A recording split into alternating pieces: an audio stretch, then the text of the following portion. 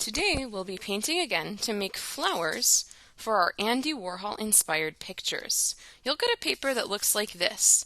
There'll be a spot for your name and your class code. And then we're going to do something that we don't usually do. We will flip our paper over and we're going to be painting on the back. I have these dark lines. Either I'll have them already traced with a pencil or you'll be tracing them with a pencil, because today, just like this one that's already done, we'll be painting on the back of this paper so that next week we can use these lines to help us cut out our flowers.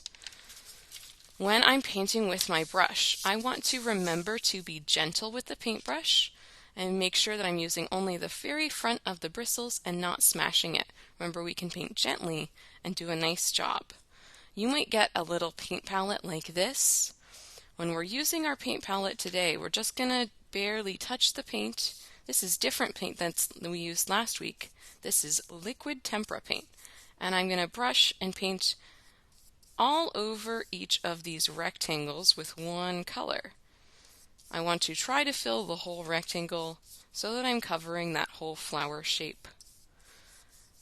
I'm also brushing off my brush each time to get rid of the extra paint, but I'm never smashing my brush. I'm being gentle with it. It's okay if it's not perfect, but we're trying to fill in as much as we can. If you have extra paint on your brush, today you can gently wipe it off on your messy mat or smooth it to get rid of it. Then I'll go on to the next color in the next spot and paint to fill it in. Again, if you have a little bit of color transferring, that's okay. It'll add extra fun effect to our painting.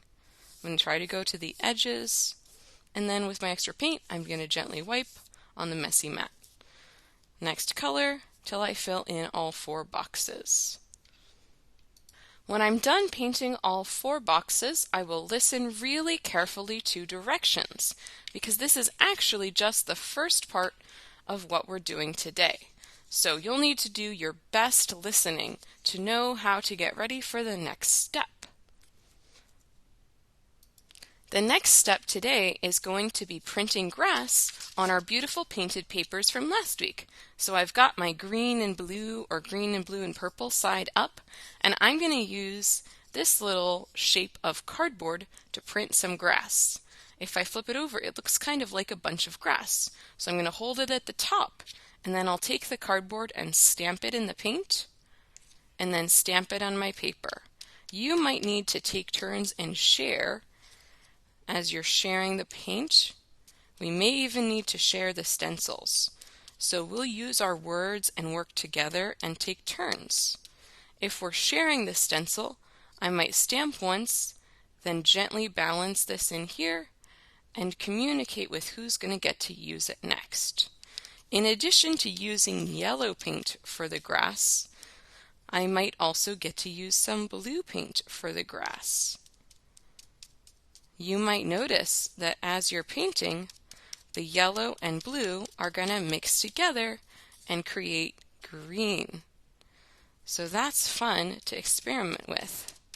I want to try to stamp all over my paper, even all the way up to the edges. So it might take a little time. So I can work hard and really make sure I'm doing my best to paint all over the paper.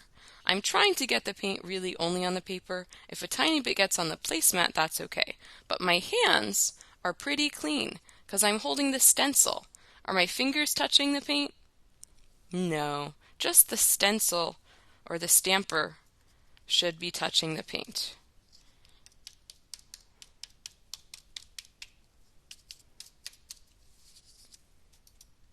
When you're done painting, it might look something like this, and again, you'll have to listen really closely and carefully to the cleanup directions.